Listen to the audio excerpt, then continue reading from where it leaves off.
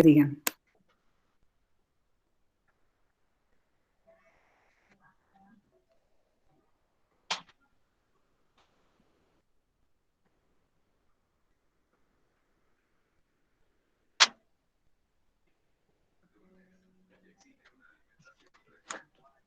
Ya. Bueno, entonces, buenos días a todos, a los chicos y pues a la doctora otra vez. Bienvenidos a nuestro último conversatorio del mes de abril. Esta vez tenemos como invitada a la doctora María Carolina Morales. Ella es odontóloga de nuestra universidad, hizo maestría en Administración en Salud en la Javeriana y volvió a nuestra universidad a hacer el doctorado en Salud Pública, ¿sí? Entonces, bueno, entonces para eso tenemos a la doctora, para que nos cuente un poquito más sobre la investigación que ha hecho, como de dónde nace todo esto, ¿sí? Recuerden que este es un espacio también para ustedes los estudiantes, entonces si tienen alguna duda o quieren hacer algún aporte, bien pueden levantar la mano o dejar su inquietud en el chat. Entonces empieza Dani.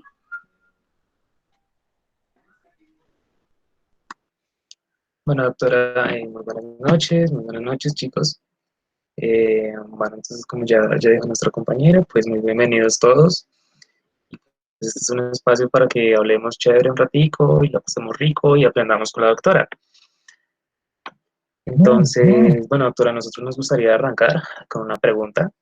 Eh, entonces, pues, bueno, para empezar, pues nos gustaría saber que si usted siempre tuvo la idea de estudiar odontología o si tenía alguna otra opción en mente, pues llegado ese momento de elegir una carrera. Gracias por la invitación. Estoy muy motivada, muy conmovida, digamos, por esta invitación con tantos estudiantes a esta hora que deben estar agotados de todo lo que hace uno en el día y que estén motivados por este tema. Muchas gracias por la invitación, de verdad. Y bueno, si quieren preguntar más cosas mientras yo voy hablando, ustedes me interrumpen, ¿vale? Yo le decía a Gustavo que no, pues que hace poquito leí las preguntas y me hubiera gustado preparar algo un poquito más organizado, pero bueno, ahí vamos. Gracias, Gustavo, por las preguntas y por todo el esfuerzo que ustedes hacen por esto, ¿vale? Pues bueno, yo les cuento que cuando yo decidí estudiar odontología era una chiquitina que estaba en un colegio de monjas y no estaba tan feliz porque pues no me podía cambiar de colegio y más o menos la opción era o ese colegio o ese colegio. Era un colegio femenino de monjas aquí en Bogotá, de esos colegios de los primeros que forman a las mujeres en Bogotá. Y entonces, pues bueno, yo dije, aquí me tengo que quedar. Y entonces había una profesora, había algunas profesoras que eran monjas, otras eran civiles. Y en ese momento en el que yo estaba estudiando mi bachillerato, a mí me gustaba mucho leer literatura y ahí me habían recomendado unas novelas inglesas y estaba leyendo a un autor que se llamaba algo así como Michel Gold, me parece. Sí, bueno, el caso es que él hablaba de la sonrisa y hablaba de la sonrisa en la obra de Chaplin. Ustedes de pronto lo conocen, Charles Chaplin, esa persona que va al cine mudo y bueno, que es todo un personaje muy importante en el cine. Y entonces él empezó ahí a hablar de la sonrisa y a mí me encantó ese tema. Y yo traté de empezar a entender de qué se trataba la sonrisa y cada vez me metí más en la obra de él.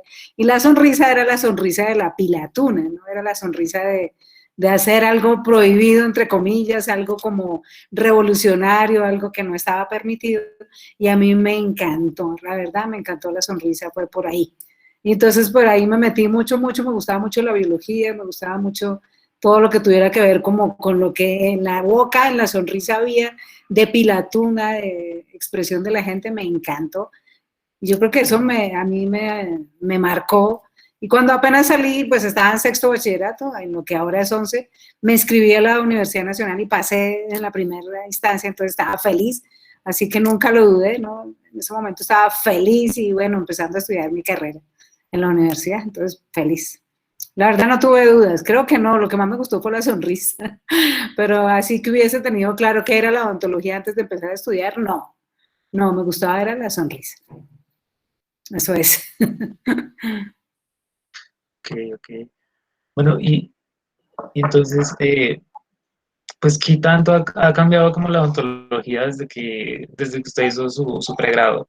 O sea, ¿considera que pues, de alguna manera han sido cambios buenos o han sido cambios malos? Bueno, pues es que es una historia larguísima. La semana pasada celebramos 32 años de egresados, imagínense.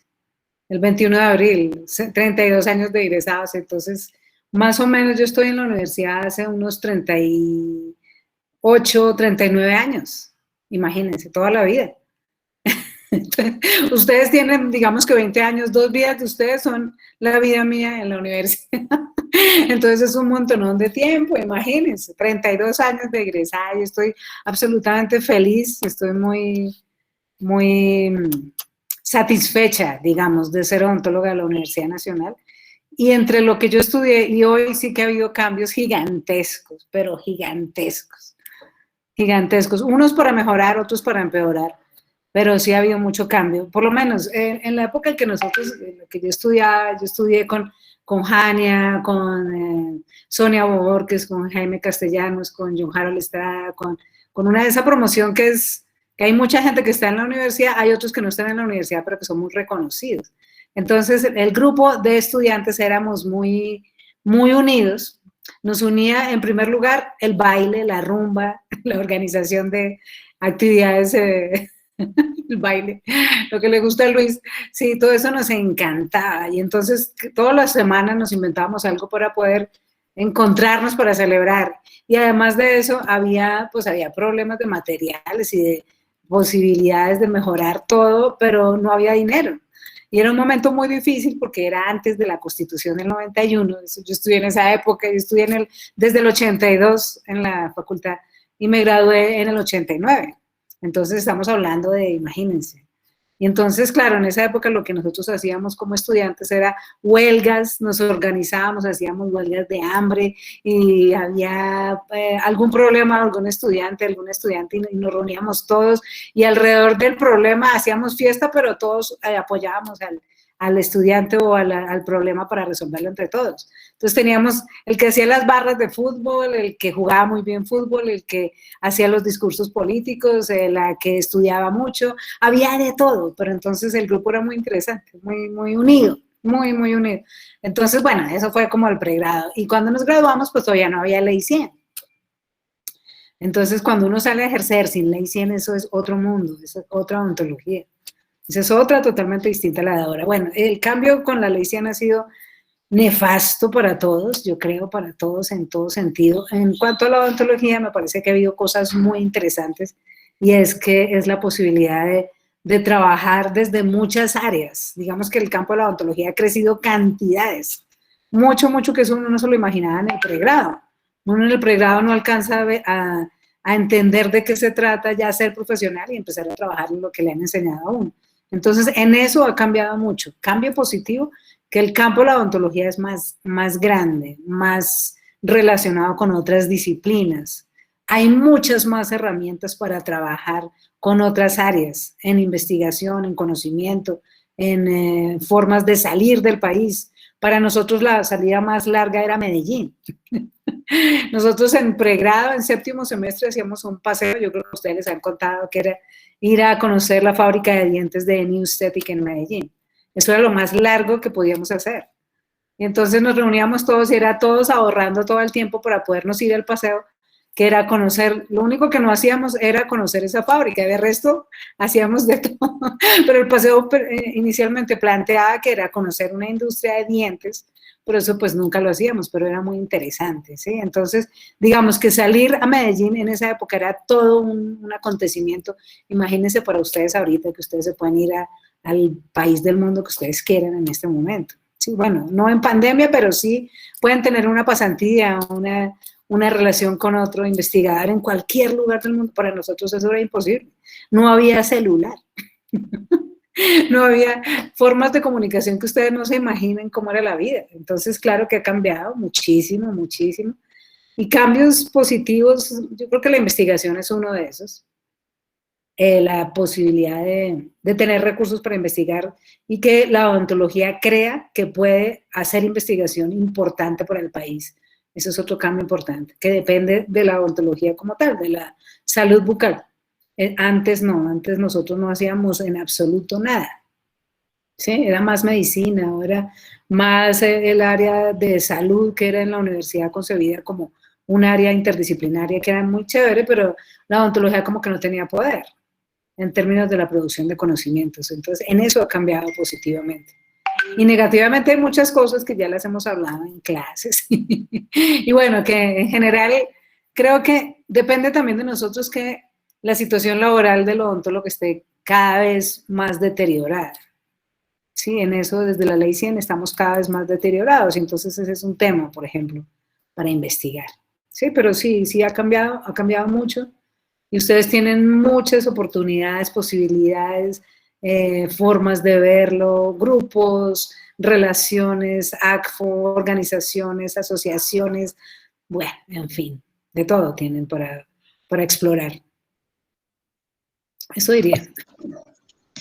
Doc, y bueno, ya un poquito avanzando en tu vida profesional, ¿cómo y en qué momento supiste que la administración en salud y la salud pública eran tu vocación? Bueno, a ver. Cuando yo me gradué, como les digo, no había ley 100, por lo tanto, me gradué un viernes y el lunes ya estaba trabajando, de domingo a domingo. Sí, era relativamente muy fácil porque primero había muchas posibilidades distintas a las de ahora en términos laborales, y esas posibilidades, y además la necesidad, cuando uno está estudiando, hay préstamos, hay deudas, y además hay muchos deseos de empezar a trabajar y saber de qué se trata la vida profesional. Entonces fue relativamente muy fácil. Y entonces yo empecé a trabajar intensamente de domingo a domingo, es decir, así literalmente. ¿Sí? Y empecé a hacer una práctica clínica que era la que a mí más me gustaba, que era una práctica familiar. Entonces el consultorio donde yo estaba era un apartamento adaptado en donde uno de los espacios del apartamento era el consultorio. Afortunadamente podía tener ese espacio, y entonces pues había sala de espera, había cocina, había un apartamento acondicionado para prestar servicios de odontología. Entonces era muy rico estar ahí todo el día, y además de eso ser odontóloga y tener ahí amigos, pacientes, familiares. Yo trabajaba en Fontibón, entonces fue muy, muy interesante, pero también pues la intensidad que yo le puse al trabajo pues genera cierto grado de cansancio. Digamos que esa es una sugerencia para ustedes. Si van a empezar a trabajar, no se puede de domingo a domingo. Uno tiene que trabajar con descanso, con otro tipo de actividades, y de forma que ustedes vayan haciendo de la vida profesional un espacio en donde tengan la vida profesional y también otras áreas cubiertas, ¿sí? Eso no lo hice yo. Entonces, cuando yo empecé a hacer esto, muy rápidamente digo yo, como al año y medio, 2 años, empecé a preguntarme, bueno, ¿yo qué más quiero hacer con mi profesión? Porque tenía mucho éxito profesional, había pagado ya muchas deudas, ya estaba pensando en crecer, en hacer una clínica más grande. Yo dije, ¿será la clínica o será alguna otra cosa? Y ahí empiezo yo a explorar lo que está pasando en la odontología. Y entonces averiguo en una universidad privada, en otra pública, en la nacional, etcétera. Y siempre me llamó la atención la educación y la administración. Y cuando veo que en mi consultorio lo que hace falta es administración, yo digo, no, mejor voy a irme hacia la administración. Y eso fue lo que hice, me presenté a la Universidad Javeriana y pasé allí fácilmente y empecé a estudiar. Y tuve también una oportunidad muy interesante de estudiar con gente muy reconocida en Colombia. Por ejemplo, estudié con uno de los secretarios de salud de Bogotá al mismo tiempo, con personas que tenían mucha experiencia en muchos campos, y entonces estudiar con ese tipo de personas es muy interesante. Primero, y segundo, pues muy rápidamente uno se inserta como en muchos de esos campos donde están los amigos con los que uno está estudiando, y pues aprende uno muchas cosas más, ¿sí? Entonces, digamos que no sabía que la administración me gustara tanto.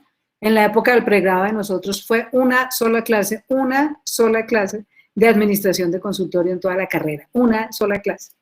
Es decir, no es como lo que le dictan a ustedes, que es políticas, administración, gestión. Bueno, esas cosas no, para nada. Ética no había. Bueno, era otro currículum. Y con esa única clase, pues lo que uno hace es cometer muchos errores al empezar a trabajar. Entonces, administra muy mal y es una de las carencias en ese momento. Y además la ley 100 empieza a estimular que los profesionales de la salud seamos administradores y pues yo me voy por esa vez. Y allí empiezo a estudiar. Estudié en la Javeriana y estuve 2 años y medio allí. Y bueno, creo que paro por ahí, ¿cierto?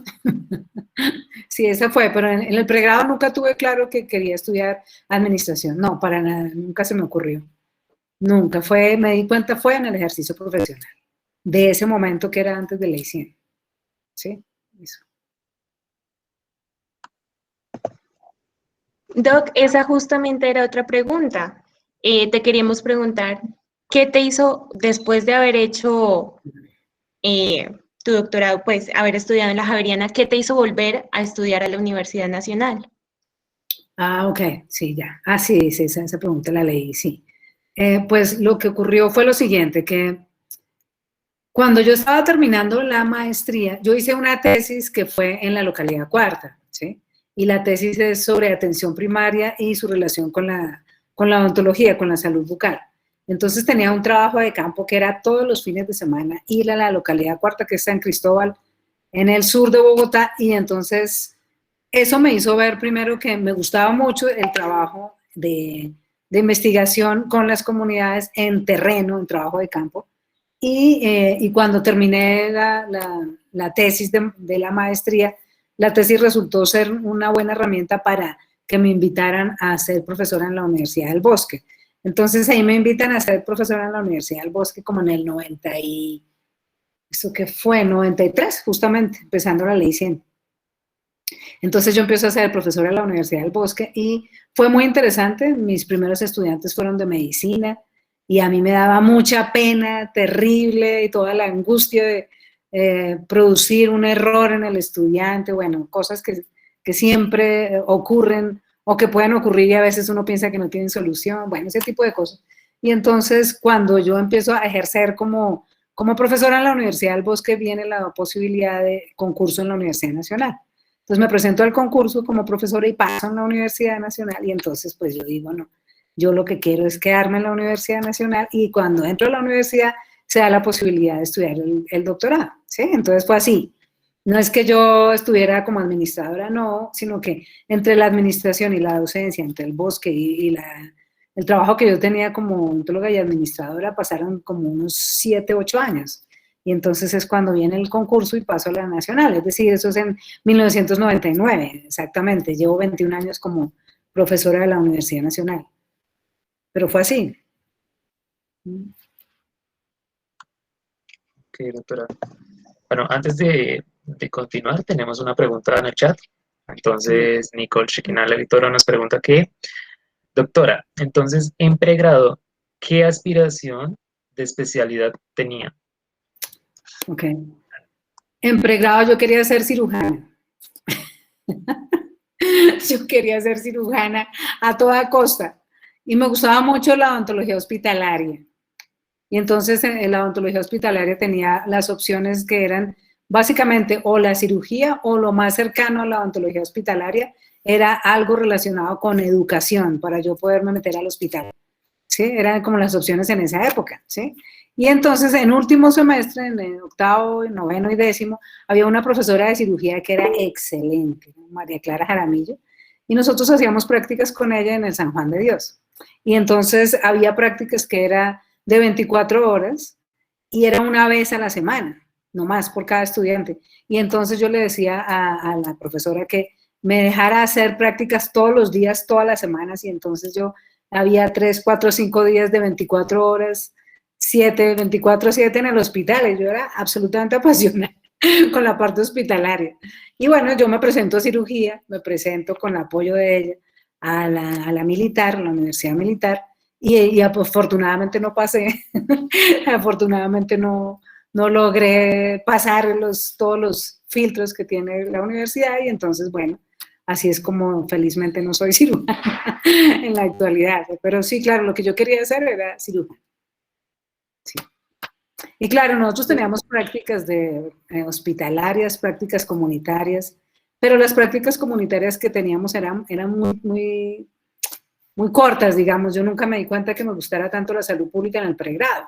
porque no teníamos tanta salud pública, ¿sí? Y realmente lo que a mí me marcó en cuanto a salud pública, que también creo que hay una pregunta así, es un profesor en primer semestre, una de las primeras clases de ese profesor que se llama Carlos Cortés, que ya se murió, que fue decano, él empezó a hacer clases y a mí esas clases me encantaban, ¿sí? Me encantaban porque hablaba mucho de toda la realidad colombiana y de la ontología de la salud pública, y yo creo que ahí él me marcó para que me gustara tanto la salud pública.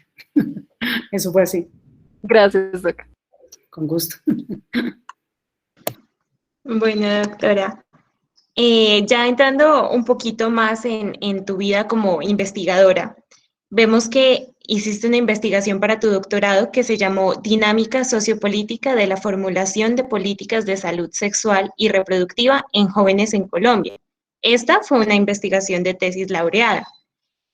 Cuéntanos un proceso pues cuéntanos un poco cómo fue el proceso de hallar este tema de investigación y además de desarrollarlo a tan alto nivel para llegar a ser una tesis laureada. Bueno, pues puede ser una historia muy larga. Si me alargo, ustedes me paran. Sí, porque... No, Doc, acá estamos precisamente para eso, para conversar y saber un poquito más de...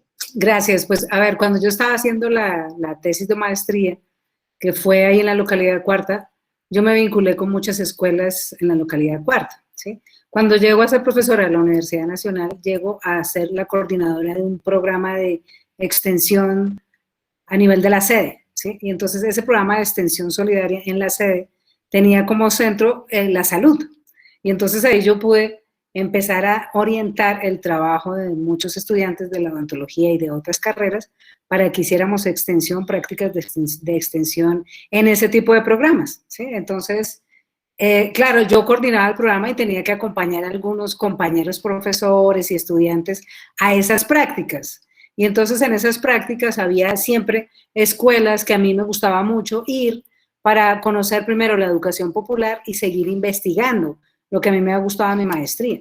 Y por ahí entonces empecé a explorar las situaciones de los jóvenes en las escuelas y aparecía siempre un problema, siempre se repetía un problema, y era que las jóvenes que quedaban embarazadas, que quedaban en embarazo todavía, las sacaban de las casas, ¿sí? Las expulsaban, las sacaban, las botaban.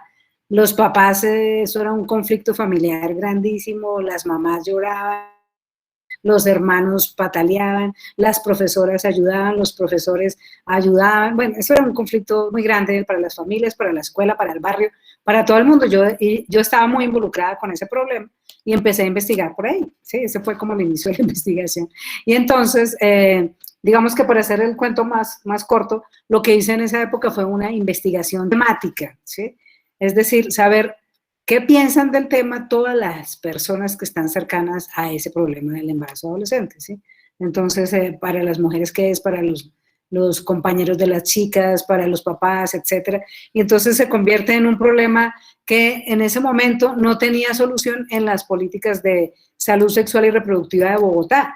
Y entonces, como yo acababa de entrar a la Universidad Nacional y el doctorado en salud pública se estaba formulando, a mí de una vez se me ocurrió formularlo como una posibilidad de problema de investigación para mi estudio doctoral. Y efectivamente así lo hago. Me presento al doctorado y ahí cambia totalmente toda la idea inicial que tenía, y pues así es como hago toda la investigación, ¿sí? ¿Por qué cambia tanto? Inicialmente lo que yo quería era proponer una política, ¿sí? Como que la idea que hay es que una política resuelve todo y que iba a resolver que las mujeres que se embarazaban muy tempranamente tuviesen una alternativa, o incluso tuviesen la alternativa de no embarazarse si no querían, cosas de ese estilo. Y yo pensaba que con una política ese problema se iba a resolver, y así fue como planteé la alternativa. Y ya me di cuenta que eso era imposible, que no se podía realizar de esa manera, y entonces que era mejor hacer una otra manera de entender el problema, estudiarlo desde diferentes puntos de vista, uno desde salud, desde políticas, desde la sociología, desde varios enfoques para ver de qué se trataba el problema en Bogotá, en Colombia, y de esa manera darle solución, ¿sí? Para eso fue necesario hacer varias cosas. Primero había que estudiar un poco la juventud de esa época, ¿sí? De qué se trataba el embarazo en esa época para los jóvenes de ese momento. Entonces fue necesario que estudiara juventud desde la sociología. En Colombia no había esa formación en ese momento. Como había la posibilidad de hacer una pasantía, entonces el doctorado me dijo, pues haga la pasantía y váyase. Y eso fue lo que hice. Me fui para España y allá había un médico colombiano muy querido y me invitó a la Universidad Complutense de Madrid y ahí empecé a estudiar sociología política. Y entonces ahí estudié cómo es la situación de los jóvenes en América Latina, ¿sí? Pero resulta que no era solamente de los jóvenes, sino de la salud sexual y reproductiva. Entonces tocaba ahora meterle ese tema y combinarlo con el de la sociología política, y efectivamente entonces allá me formo otro tiempo, me devuelvo a Colombia, y cuando me devuelvo a Colombia, los colombianos no estaban de acuerdo con lo que estaban planteando los españoles en cuanto a mi investigación. Y entonces yo decía, bueno, ¿y ahora yo para dónde cojo? Si yo estoy haciendo el doctorado, yo quiero hacer esta investigación, voy a España y digo, sí, esto es lo que quiero resolver, y vuelvo a Colombia y no están de acuerdo. Entonces ahí, primer problema gigantesco, que me imagino que a ustedes les ocurre cuando plantean una propuesta de investigación y vienen con un profesor y les dice una cosa, luego con el otro les dice otra, y luego encuentran otra alternativa y les dice otra manera, y ustedes no saben para dónde irse, ¿sí? O qué alternativa, sobre todo cuando uno está en formación, ¿sí? Entonces ahí viene un problema gigantesco y afortunadamente se puede resolver relativamente fácil, pero pues fueron 4 años de investigación para resolver para dónde irme en términos de resolver el enfoque de la investigación, ¿sí? Entonces, bueno, digamos que para hacer el cuento más corto, cuando llego a Colombia y se logra resolver esta situación, termino la tesis y para llegar al nivel, lo que ustedes me dicen, un nivel alto, yo creo que ahí la clave es primero saber que estamos en la universidad pública, ¿sí? Saber que en la universidad pública existen muchísimas ventajas, como esta de ser odontóloga y estudiar en otro país, estudiar otras 2 carreras distintas a odontología, devolverme a Colombia, a la facultad de odontología, y con formación en políticas, quedarme en una facultad de odontología. Eso es una fortuna absolutamente maravillosa, una oportunidad maravillosa para una persona que es odontóloga, ¿sí? Y luego dentro de la odontología buscar más alternativas para hacer lo que yo quería, ¿sí? Entonces, lo primero, absolutamente testaruda, ¿sí? Absolutamente persistente en mi meta, muy clara en las oportunidades que tiene la Universidad Nacional, de no solamente una facultad, sino muchas relacionadas con salud, y en ese momento un doctorado que está abierto a eso, ¿sí? Entonces eso fue lo que me permitió, pues, tener el nivel de formación que la universidad me permitió lograr, y segundo, pues, aprovecharlo, ¿verdad? Después de que uno se da cuenta de que eso lo tiene, aprovecharlo con toda, y con toda es que si te dan la posibilidad de irte para China, por decir algo, un año completo a estudiar, o el tiempo que sea necesario, hacerlo, aprovecharlo, pero devolverse y seguir con el tema en el que uno está, es decir, la investigación temática, eso es, yo creo. Y pues también estuve con profesores muy buenos, gente muy buena, y en la medida en que ustedes encuentren la persona que ustedes creen que les va a poder apoyar porque ustedes quieren desarrollar ese proyecto, esa persona, cuando ustedes entran en contacto con esa persona, ese grupo, esa institución, seguramente les va a responder, seguro les va a responder, ¿sí? Entonces, primero eso, tener claro que esa alternativa la hay. Segundo, seguir el siguiente paso, entrar en comunicación con ese grupo de personas con las que ustedes quieren trabajar, así sea la cosa más disparatada, como España o China o yo no sé, la cosa que ustedes crean que no es aceptada fácilmente, hacerlo, persistir en sus metas, en lo que ustedes quieren hacer y hacerlo muy bien. Para eso se necesita disciplina, aprender otro idioma, mantenerse en su meta. Van a caer muchísimas veces, yo por lo menos en España me perdía todos los días, fue muy complejo, no me alcanzaba el dinero, bueno, todas las cosas que le pasan a uno en otro país. Muy recientemente llegaba a un país europeo donde uno no ha vivido nunca fuera del país, y el primer país donde va a vivir es Europa, que es tan caro y que tiene unas costumbres tan diferentes, y que tiene, pues el idioma era una absoluta ventaja, pero las normas son muy distintas. Entonces, por ejemplo, yo llegaba a las 7 de la mañana a la universidad y allá a las 9 abren. Antes de las 9 nadie se aparece. Nosotros en Colombia, pues ustedes saben cómo es. Y luego uno se queda en la universidad y allá yo tenía oficina. porque yo era becaria, y entonces me habían conseguido oficina, yo nunca había tenido oficina, ni nunca me habían dado beca, por ejemplo, de almuerzo, desayuno, completa, y entonces yo almorzaba y el almuerzo incluía vino. Cosas de ese estilo a las que uno no está acostumbrado. Yo me tomaba una botellita pequeñita de vino a la hora del almuerzo y pues yo quedaba fundida en la tarde, y entonces aprender ese tipo de cosas son absolutamente sencillas pero importantes, porque también te ubican en el contexto en el que tú estás, y es importante vivirlas. Y bueno, solamente para contar solamente esas dos anécdotas, pero eso es, digamos, persistir y seguir hacia adelante. Creo que hay una pregunta en el chat, me parece. Algo muy diferente. A ver, vamos a ver el Señora, chat. Sergio Danilo Cruz Romero nos pregunta, doctora, desde su experiencia, ¿cuál debería ser la orientación de la investigación en odontología, teniendo en cuenta lo actual y los desafíos que se ven en el futuro? Bueno, no, qué pregunta, Sergio, súper. Pues yo creo que el enfoque de la investigación actual y de la odontología debería ser, primero, en un enfoque muy abierto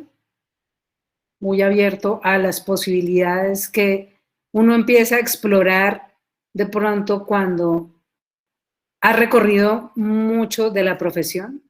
Es decir, debería ser abierto desde el primer semestre, que el estudiante pueda formarse en áreas que él cree que necesita, y que tenga un tutor o una tutora o grupos de investigadores hablando permanentemente con los estudiantes en primeros semestres para que puedan formarse de una manera muy flexible, ¿sí? Pero ¿en qué enfoque? El enfoque yo creo que debería ser absolutamente crítico, ¿sí? Nada de lo que tradicionalmente se acepta en la odontología. Y crítico es que se pueda cuestionar todo, pero a partir de la realidad, ¿sí? Que ustedes puedan estudiar de cara a la realidad, como ocurre en otros países, que sus pacientes sean no en la clínica que hemos inventado en la facultad, ni un paciente, sino que sean comunidades completas, en donde a ustedes se les asigne un barrio, por ejemplo, se nos dé un barrio, se nos dé una región para cuidarla, y que ese sea el proyecto de investigación durante todo el pregrado, por ejemplo. Y allí que estén siempre acompañados con profesores que estén formados en muchas áreas, pero con una perspectiva crítica. Quiere decir que estén permanentemente tratando no de constatar un concepto o un diagnóstico o un procedimiento técnico, sino constatar que lo que están aprendiendo en la universidad les permite transformar la realidad de ustedes y de las personas con las que entran en contacto durante esa formación. ¿Y eso qué es? ¿Qué es transformar la realidad de los demás? Es que uno pueda ver la salud muy rápidamente. Puede darse cuenta de cómo se logra la salud bucal en las personas muy rápidamente. Y eso no es poner la calza o poner la restauración o hacer el tratamiento o terminar la cirugía. Eso no es la transformación, sino solamente una parte, ¿sí? Entonces, esa debería ser la odontología muy abierta, con experiencias diversas, con lo que tiene la Universidad Nacional, que tenemos muchas posibilidades, pero tenemos el mismo currículum y las mismas clínicas. Y entonces, si tenemos muchas personas formadas y con muchas posibilidades de investigar, pero la misma institución nos pone esa rigidez, no vamos a poder generar realmente esas posibilidades de realizar con la investigación lo que uno quiere. Porque uno con la investigación, desde mi punto de vista, además de publicar, yo lo que quiero es generar una transformación que sea favorable para todos, sobre todo para la sociedad colombiana, ¿sí? No solamente publicar, yo no soy de las que piensa eso, ni publicar en el mejor journal, ni ganar mucho dinero con todas las publicaciones, ni ser la más famosa de América Latina, no, esas cosas no son las que yo creo que se deben lograr con la investigación, no, para nada, sino es realmente generar un cambio importante en la vida y en la salud de las personas, ¿sí? Y un cambio importante es, por ejemplo, que sepamos cómo realmente controlar las enfermedades, por ejemplo, que sepamos realmente cómo prevenirlas. y que construyamos con ellas alternativas para tener unas condiciones de salud que nos permitan tener una vida larga, sana, alegre, etcétera, etcétera, por ejemplo, ¿sí? Ese tipo de cosas. Y eso lo podemos hacer de a poquitos, ¿no? Se puede hacer en semilleros, justamente. Bueno, ese tipo de cosas yo creo que hacia allá debería ir. Semilleros como este, claro. Y con una perspectiva crítica quiere decir que ustedes no se coman entero que nosotros les decimos. No, no, para nada. No, que un profesor les dice que es así y ustedes piensan que es de otra manera y entonces tienen su semillero, allí investigan y buscan otras alternativas y seguramente lo van a encontrar. Entonces, pensamiento crítico yo creo que en la odontología se logra primero con rebeldía, ¿sí? Rebeldía dentro de la academia, es decir, como eso que decía Charles Chaplin, que la mejor sonrisa es la de la revolución. Eso me parece una maravilla, ¿sí? Y es que cuando ustedes sepan que las cosas deben funcionar de una manera distinta como están funcionando para que todos estemos viviendo mejor y ustedes saben cómo, eso es lo que hay que hacer. Ese es un tema de investigación. Ese es el tema de investigación, es uno de los temas de investigación. Y entonces hay personas en el mundo entero que están averiguando eso. Y ahí se necesitan odontólogos, ¿sí? Ahí se necesitan personas formadas que ayuden a ver cómo esa situación que hemos vivido muchos y que nos ha ido mal en esas situaciones por el dolor, por todos los problemas que enfrentamos como odontólogos, eso es lo que podemos cambiar realmente.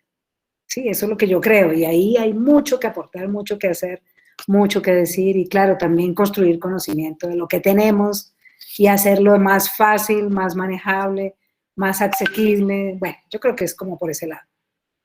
Sí. Doc, cuéntanos un poquito más de por qué te gusta la investigación y qué beneficios ha traído a tu vida.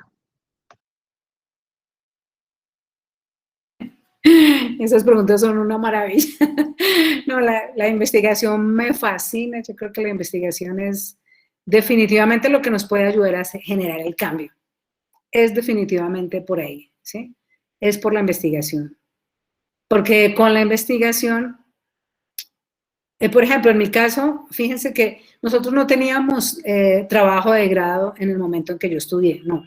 Nosotros nos graduábamos con unas rotaciones y con cumplir los requisitos, etcétera, pero no era trabajo de grado.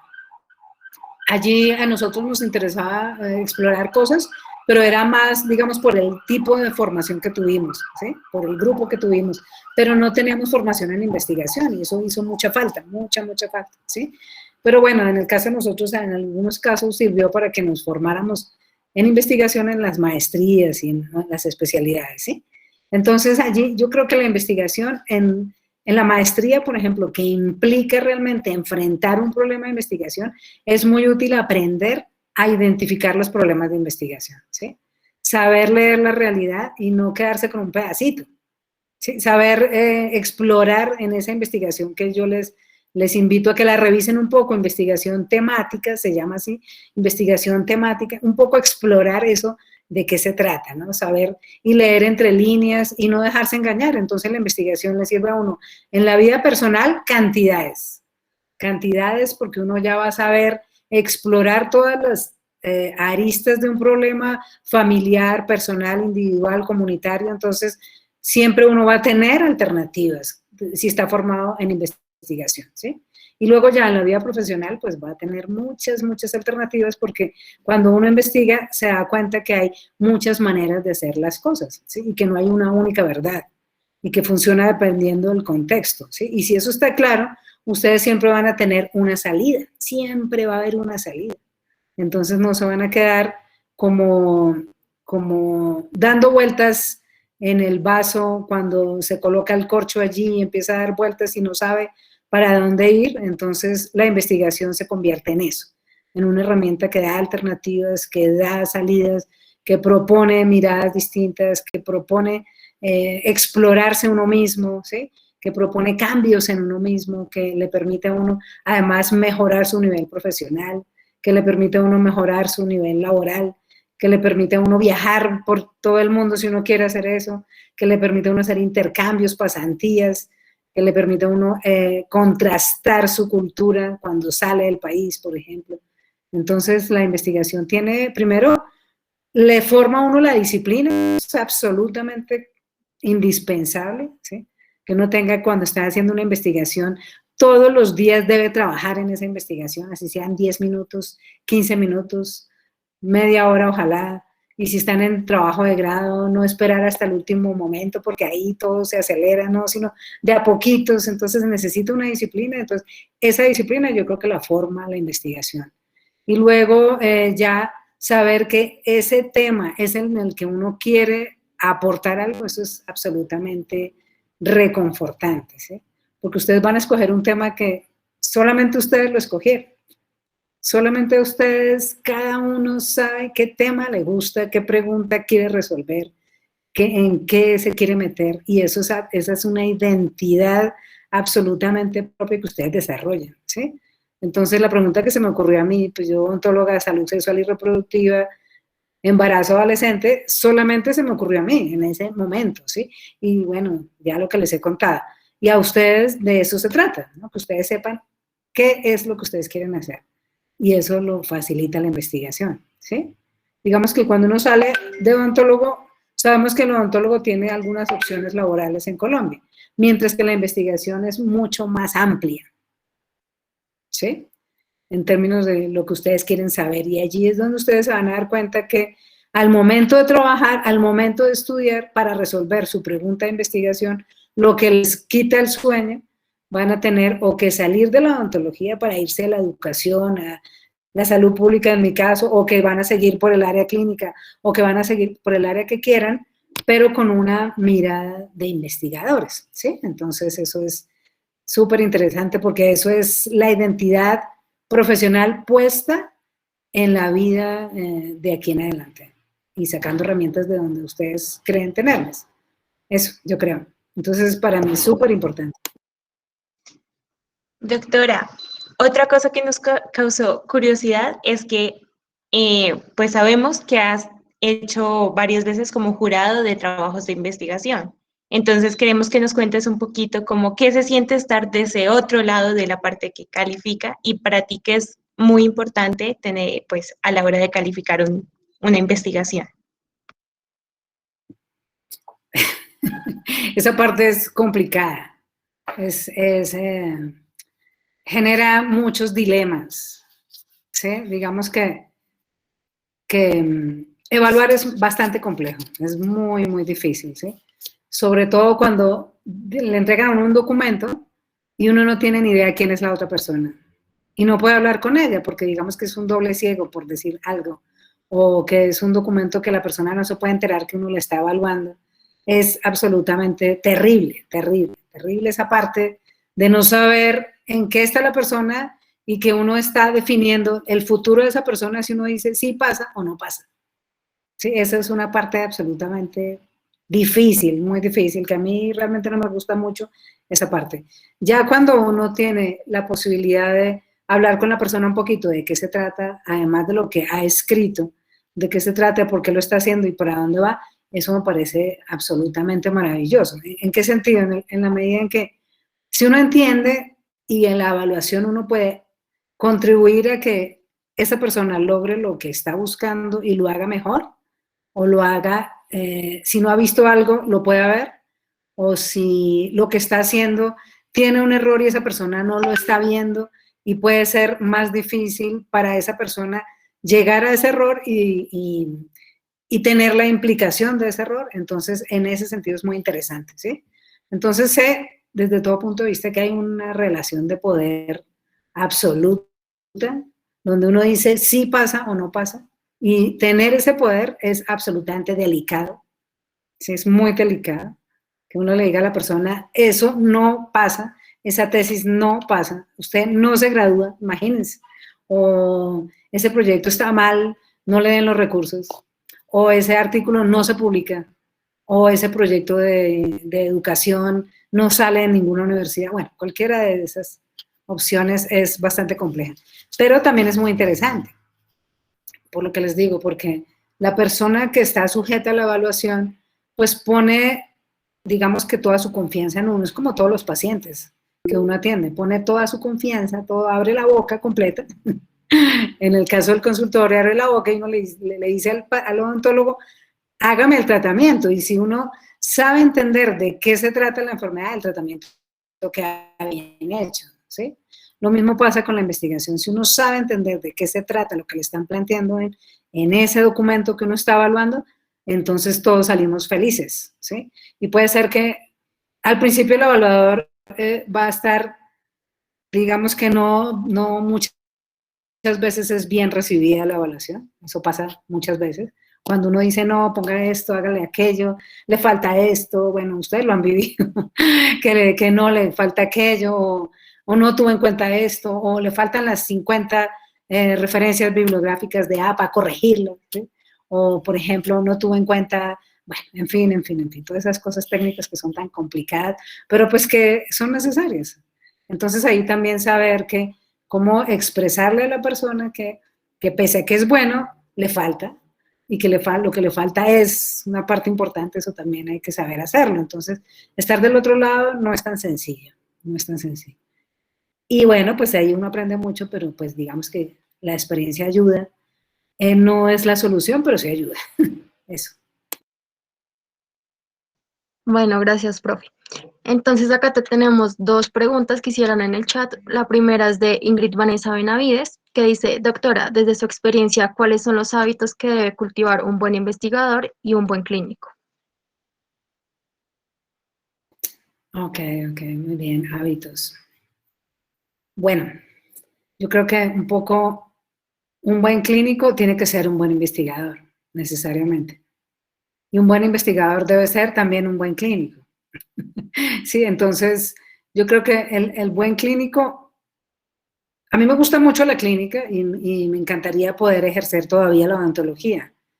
La odontología clínica, la odontología de interacción con pacientes, con tratamiento clínico y con intervención en la boca a los pacientes. Me encantaría poder hacerlo, pero no puedo hacerlo porque primero no me he actualizado, no he estudiado, hace mucho tiempo que no hago el ejercicio práctico clínico y sería totalmente irresponsable.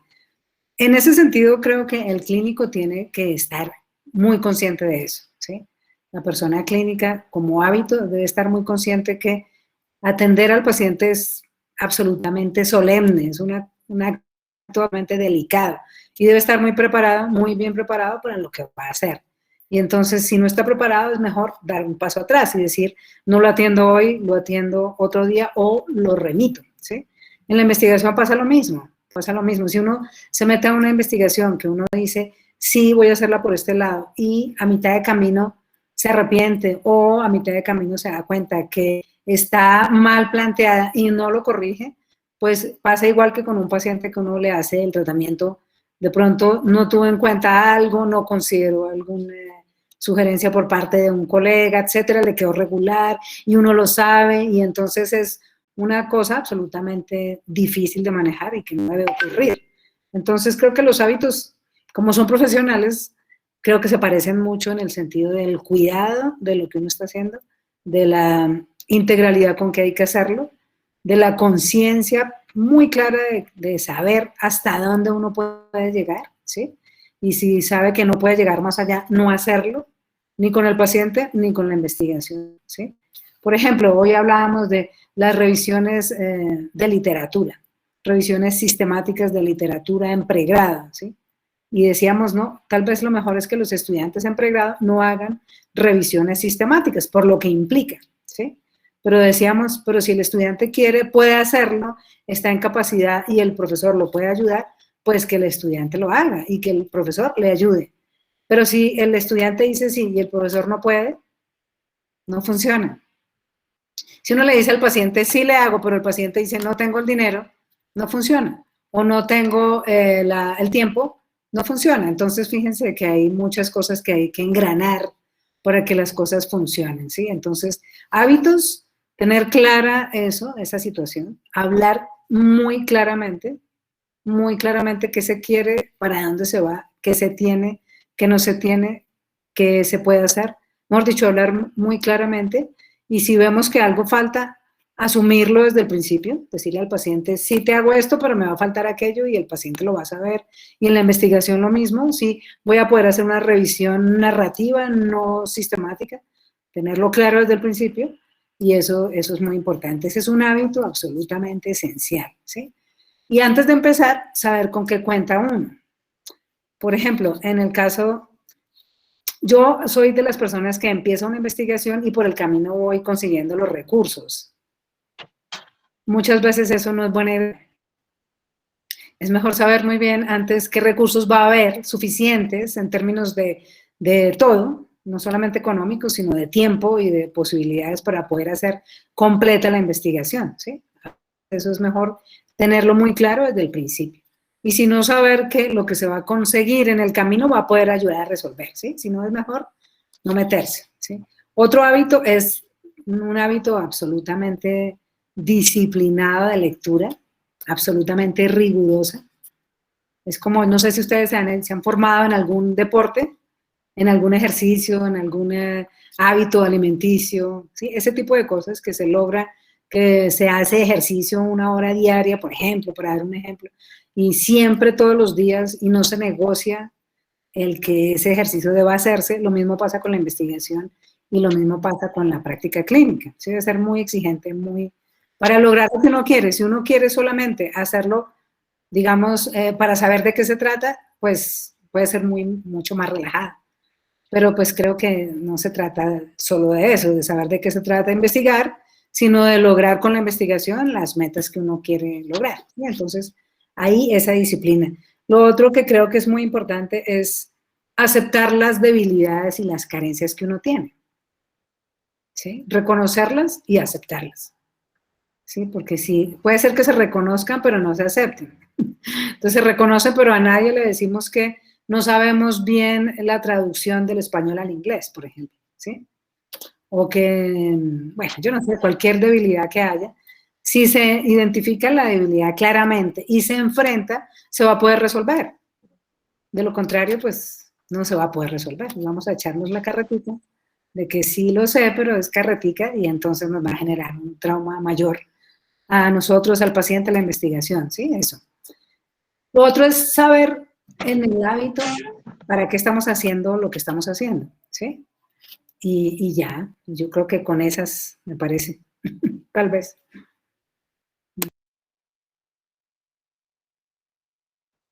Gracias, profe.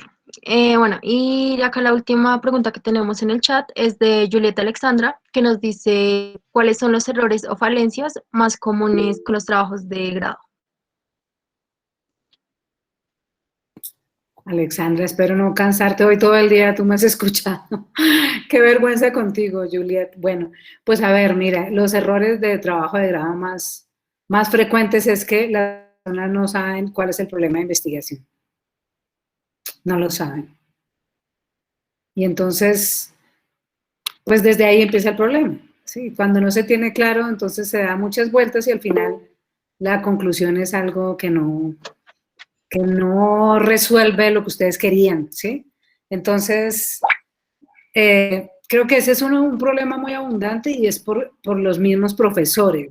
Muchas veces somos capaces de enseñar bien, transmitir bien, tener didácticas claras de enseñar cómo se identifica un problema de investigación, sobre todo que se cree que en pregrado eso no hay que hacerlo, digamos que ese es un mito, que se cree que en pregrado no es necesario entender el problema de investigación, y yo creo que sí, entonces esa también es una dificultad, ese es un error grande. El otro error grande es que se empieza muy tarde la investigación, se empieza ya cuando uno va a terminar la carrera y se ha perdido mucha posibilidad y energía así vital de ustedes empezando con un tema, una investigación temática, debería empezar desde primero, por ejemplo, ¿sí? Desde primer semestre, ese es un error grave. El error grave es que no nos enseñan a leer y a escribir como científicos, como académicos, y si nos enseñan va a ser en una materia, en la otra ya no, y después en la clínica ya no, y en la clínica no investigamos, en la clínica no se escribe, en la clínica no se lee, ese es un error gigantesco, ¿sí? Que tiene que ver con los trabajos de grado. Que se deja el trabajo de grado para graduarse, así como dicen, y entonces no hay tiempo. Y el estudiante está, pues ustedes están llenos de cosas, de trabajo, sin tiempo, sin fines de semana libres, y encima de eso ese resultado que les piden, entonces termina siendo un dolor de cabeza. Y ese dolor de cabeza a veces queda como si fuese un problema y resulta que la investigación no es eso, ¿sí? Es al contrario muy agradable y bueno, etcétera. Entonces, ese es un error grande que tiene la institución. Fíjense que todos esos errores son de la institución. Los de ustedes son poquitos. Los de ustedes, errores que ustedes tienen de los estudiantes es que no pelean por sus problemas de investigación. Es que ustedes les hacen caso al profesor y eso no debe pasar. Uno les dice y ustedes, sí, profe. Y no, eso no debe pasar. Pues es que uno también como con ese, pues el doctor es el que sabe, ¿no? Y Eso también sí. supongo que con el miedo, como no, de pronto después no me ayuda el profesor. Pero si ves, ambas razones son de miedo. Sí. Y ambas razones son de miedo por la institución que tenemos. Y entonces, si los profesores no sabemos, ustedes se van para otra facultad o ustedes se van para otra universidad. En términos del trabajo de grado, porque ustedes pueden hacer un trabajo de grado con otra universidad, con un profesor en otra universidad. ¿Sí? Porque si el profesor de la facultad les dijo, no, eso no lo sé, o haga esto, y les está imponiendo lo que él quiere, claro, está todo el tema de los grupos de investigación y las líneas y toda esa situación que es muy interesante. Pero si ustedes no quieren nada de eso, y ustedes quieren otra cosa y lo tienen claro, no tienen por qué dejarse cambiar esa posibilidad por lo que tú me estás diciendo, Laura. No, no, no, para nada. Claro, Sí, entonces ahí creo que lo importante sería rescatar, entonces es como el hecho de tener claro qué es lo que uno realmente quiere investigar, ¿no? exacto. Y si no Bueno, está en la facultad de odontología o los profesores de la facultad no dicen que sí, por alguna circunstancia, buscarlo por fuera. Siempre era alternativa. Siempre, siempre, siempre, siempre. bueno, profe, y otra pregunta que te teníamos era, ¿qué investigación consideras que ha sido pues relativamente la más fácil y cuál ha sido la más ardua? Bueno, yo creo que la más ardua, uy, no, yo creo que todas tienen su dificultad, pero creo que una de las más difíciles ha sido la de doctorado, sobre todo por lo que me estaba formando y no tenía ni idea de todas esas materias y todo lo que había que hacer, pero sobre todo porque me metí en algo muy complejo, ¿sí? Y no me di mis dificultades en ese momento, ¿sí? Entonces, eso fue, digamos que el hecho de que yo fuera rebelde ayudó, pero también fue como excesivo, digamos. Yo hice 2 carreras más y había podido ahorrarme eso, en términos de la vida que empleé en eso, ¿sí? No me arrepiento para nada, pero sí había podido hacerlo más fácil, ¿sí? Eso en términos de lo que ustedes quieren hacer con la investigación, ¿sí? En cuanto a lo más arduo para mí, creo que es cuando, en general, lo mismo que estábamos hablando, si no se tiene claro en qué campo y qué parte de ese campo uno está tratando de aportar con la investigación, ahí uno va a patinar todo el tiempo. Va a patinar y se va a ir para un lado, para el otro, y va a ser muy arduo, muy largo, muy complicado, mucho tiempo invertido, si no hay claridad desde el principio. Entonces, para que haya claridad, se necesita concentración en ese tema, ¿sí? Y se necesita tener mucha conciencia de que hasta que eso no esté claro no hay que pasar a la siguiente etapa, ¿sí? Entonces, investigación ardua, esa, que fue la de doctorado, que me costó 2 carreras entender el problema. 2 carreras, imagínense. Yo hice 2 carreras más para entender un problema de investigación. 2 carreras es lo de juventud y de sociología política. Dentro de una facultad de ciencias políticas en un departamento de sociólogos. Yo, una odontóloga. Entonces, eso era una cosa absolutamente, pues, extraña, pero pues muy interesante, muy, muy interesante. Y me costó eso, entender el problema, ¿sí? Si eso es lo que ustedes tienen que hacer para entender el problema, hay que hacerlo. Pero para hacerlo más rápido, no tan largo, no tantas cosas, es hablar con mucha gente e investigar para poder lograrlo más rápido, más fácil, ¿sí? de una manera más rápida, más sencilla. Y la investigación sencilla creo que ha sido después de que aprendí a investigar, todas son sencillas. Después de que uno hace su primera investigación y uno dice, sí, ya sé que esto lo puedo hacer y que sé que esto es así, todas son sencillas y todas son complejas, ¿sí? Pero se convierten en fáciles porque ya ustedes saben qué es lo que hay que hacer para llegar al final de un proceso de investigación, ¿sí? Entonces, cuando uno tiene un parto por primera vez, en términos de la investigación, las siguientes todas van a ser ya conocidas y eso le da a uno mucha certeza, mucha seguridad, ¿sí? Entonces, de ahí en adelante, pues todas, vienen todas las que vengan. Sí, eso es lo que les... Súper. Bueno, profe, por otro lado, también queríamos saber si has viajado fuera de Colombia por temas académicos. Y pues si es así, queríamos saber cómo te pareció la experiencia y también pues cómo es la experiencia de vivir en una cultura diferente y qué fue lo que más te llamó la atención. Bueno, esas preguntas están maravillosas. Tienen que enseñarme a hacer esas preguntas porque están súper grandes y muy interesantes porque motivan muchas cosas en el caso de quien tenga que contestar. Bueno, sí he viajado gracias a la experiencia académica. Conozco, me falta solamente conocer una parte del sur de Asia y de la India, no más. El resto conozco casi el mundo entero con razones académicas, ¿sí? Eso se lo debo a la Universidad Nacional y al ímpetu que me enseñó la Universidad Nacional a lograr las cosas que uno quiere, ¿sí? Esa es la razón fundamental, ¿sí? La primera experiencia que tuve de salir del país fue justamente, termino el doctorado y me invitan, bueno, no me invitan, y yo logro un proyecto de investigación que se hizo con 5 continentes. Y ahí yo era la coordinadora de América Latina, ¿sí? Y eso fue muy interesante, recién graduada del doctorado. Y entonces yo estaba coordinando a México, Brasil, Argentina, Perú, ¿quién más estaba? Ecuador. Y entonces fue para mí súper interesante. Yo era la que decía qué había que hacer. Y eso es muy interesante. Pero también es un reto, un desafío bastante complejo, ¿sí? Y bueno, cuando salimos del continente y íbamos a otro continente, llegamos al continente europeo y allí empiezan los alemanes y las alemanas a definir qué es lo que hay que hacer, ¿sí? Y entonces ellos decían, ah, no, es así. Y lo decían en inglés y lo decían en su país. Lo decían en Alemania, en una oficina que era de los alemanes definiendo políticas de investigación para América Latina. Y nosotros decíamos, pero ¿y esto a qué están jugando? ¿Para qué nos invitan si nos están poniendo a hacer lo que ellos quieren? ¿Sí me explico?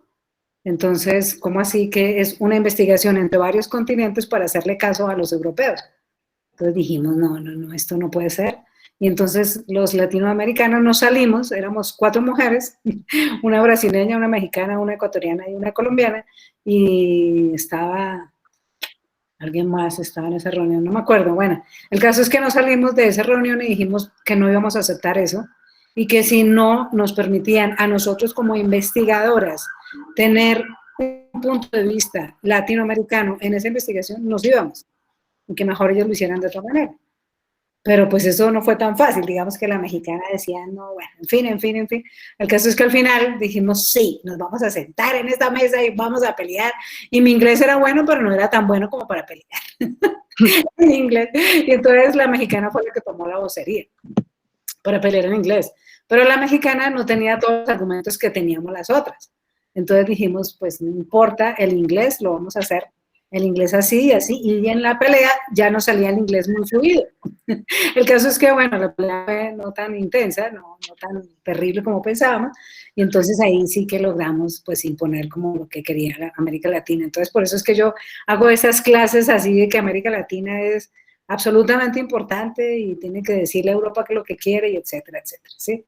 Bueno, eso fue súper importante para salir del país y estar en Alemania, en Suiza, bueno, todos esos países que fuimos, en África, ¿no? Estuvimos con gente maravillosa, fue una experiencia absolutamente fascinante, de determinantes sociales de la salud, muy interesante, muy importante, muy importante. Pero ahí lo clave era saber qué era lo que necesitábamos en Colombia de ese proyecto, ¿sí? Porque cuando uno sale del país le empiezan a ofrecer esta vida y la otra, ¿sí? Y entonces le ofrecen esto, aquello, lo otro, para que usted haga que el proyecto funcione como los demás quieren, ¿sí? Y eso es muy delicado, ¿sí? Eso es lo que estaba pasando con los alemanes y con los europeos en general. Y entonces ellos decían, no, tenemos que hacer esta publicación, yo no sé cómo, porque yo no sé qué, y si se más. Y no, si tú estás trabajando con toda, por Colombia y por América Latina, uno ahí no se deja comprar, entre comillas. No se deja comprar por nada del mundo, ¿sí? Y entonces eso es muy bonito, muy interesante, porque ahí uno aprende un montón de cosas. Y eso es que vale la pena así salir del país y luego volver pues con esa posibilidad, ¿no? De que algo realmente pase en el país. Pero sí, yo creo que lo que hay que hacer es salir, meta para ustedes salir, salgan lo más rápido que puedan, no se esperen a graduarse. Si pueden, salgan ahora, después de que haya apertura de la pandemia y apenas se pueda, o si no, mientras tanto, háganlo virtualmente, en conexión con investigadores que estén en otras partes, estudiantes en otras partes, en otros idiomas, sí, háganlo. Ustedes lo pueden hacer muy fácilmente por los chats, bueno, por todas las vías que se pueda, y luego apenas se gradúen y puedan hacer, si quieren hacerlo, una formación de investigadores, ya para formar como investigadores, siempre busquen que haya un intercambio y que en ese intercambio implique salir a una cultura totalmente distinta, otro idioma, otra comida, otro lenguaje, otro horario, bueno, en fin, sí, eso enseña mucho como investigadores. Sí, eso. Doctora, tenemos una pregunta en el chat. Dice Ingrid Vanessa Benavides Galindo, dice, doctora, ¿es muy difícil hacer el trabajo de grado en otro país? O sea, plantearlo para desarrollarlo a nivel internacional.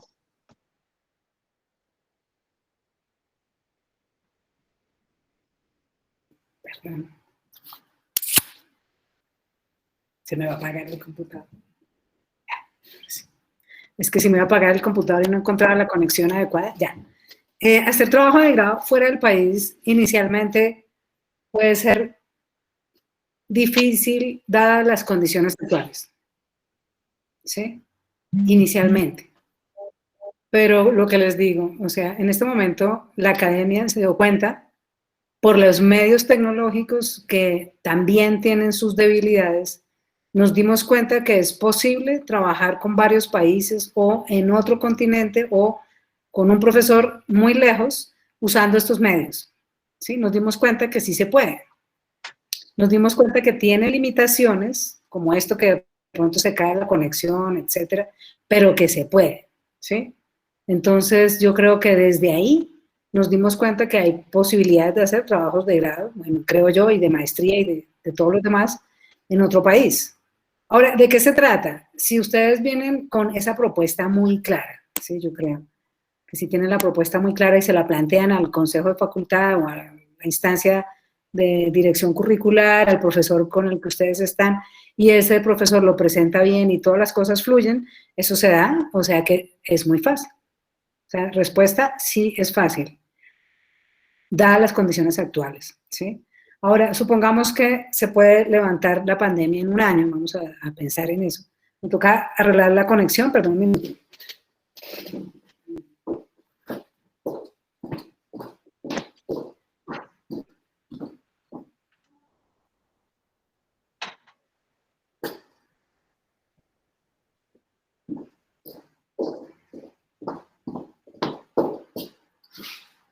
Ya, ahora sí.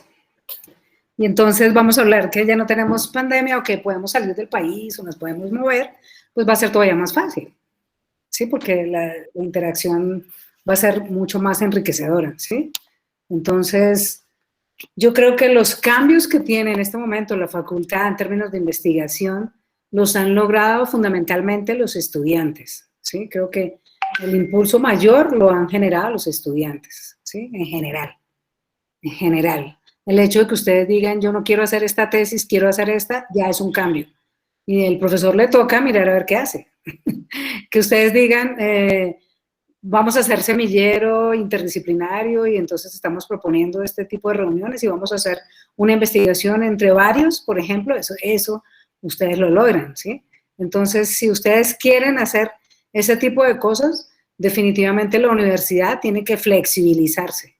¿Sí? Entonces, creo que el cambio viene más fácil de parte de los estudiantes de abajo hacia arriba que de arriba hacia abajo. Mucho más fácil que si nosotros proponemos, porque viene todo el peso institucional que va a decir que sí, que no, que en fin, que sí, ¿sí? Entonces, por ahí me parece más fácil. Que se puede, sí se puede, que es difícil, puede serlo en un momento dado, implicará cosas, pero que se puede, se puede. Entonces, más bien invitarlos a que ensayen y que lo hagan. Sí, por ahí decía, por ahí estábamos trabajando justamente con Sergio, en una red, la Red Latinoamericana de Salud Bucal. Y ahí, por ejemplo, hay personas súper interesantes que están en México, en Brasil, en Argentina, y son personas con las que nos hablamos como con ustedes ahorita, ¿sí? Y entonces podemos hacer con ellos una pasantía. Digamos que ustedes quieran irse para Argentina a ver cómo están trabajando los colectivos de trabajadores en salud bucal. Eso es una nota, imagínense. Que ustedes quieren irse para Brasil a ver cómo están gestionando lo de Brasil sonriente en este momento. Eso se puede hacer. Y si no se pueden ir, por lo menos pueden trabajar con el profesor así como trabajan conmigo, virtualmente, y luego planear la pasantía en algún momento. Que quieren trabajar con los mexicanos sobre cómo es la comida de los mexicanos. Por ejemplo, en Guanajuato, yo no sé, y eso qué efecto tiene en la salud bucal, eso lo pueden hacer. Y entonces, es que temas hay infinidades.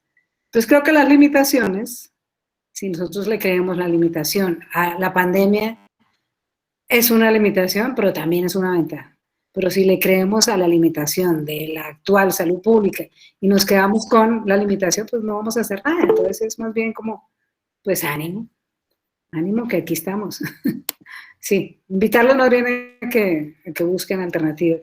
Dice, desde el área de bienestar, ¿cómo apoya la universidad al estudiante para llevar a cabo pasantías en el exterior? Ya te cuento, Ingrid Vanessa, y gracias por la pregunta. Y luego, orientar, cómo tener claro un problema bien planteado, el de Lady Liliana Taimal. Gracias, Lady, ya miramos ese también. ¿Sí? ¿Quieren que miremos esas preguntas o...? Pues, si quieres responderlas de una vez, profe, pues sí, ya que estamos hablando del tema. Sí, como ustedes lo tengan planeado, pues. Sí. Listo. Entonces, a ver, yo creo que voy a ir por la de Ingrid Vanessa primero, Ingrid Vanessa Benavides, sobre cómo ayuda a bienestar para una pasantía en el exterior. Lo que ustedes necesiten, lo que se les ocurre, aquí estamos. Bueno, mentiras, no, pues bienestar tiene... ¿Qué tiene bienestar que les puede ayudar para hacer una pasantía? Yo creo que tiene todas las herramientas que tiene la sede de Bogotá y la Universidad Nacional para enterarse de las posibilidades que les puede ayudar para que se vayan. Mejor dicho, a ver si me aclaro un poquito más.